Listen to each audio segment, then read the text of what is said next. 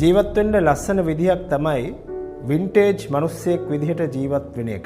ඒ කියන්නේ මේ ලෝකේ ගොඩක් මිනිස්සු මිරිඟුවක් පස්සේ අධි වේගයෙන් දුවගෙන යන අතරේ මේ ලෝකයේ සබාදහමේ සුන්දරත්වය විඳින්න දන්න හිමින් ජීවත් වෙන මිනිස්සෙක් වෙන එක. වැස්ස සුළඟ රාත්‍රිය වගේ සබාදහමේ සංසිද්ධි වින්දනය කරන්න පුළුවන් මිනිස්සෙක් වෙන එක. පරණ දේවල් වලට ආස, පරණ විදිහට හිතන, පරණ සංගීතය අහන එහෙම මිනිස්සෙක් වෙන එක. මීට අවුරුදු 30 40කට කලින් මේ ලෝකේ තිබුණා ස්ලෝ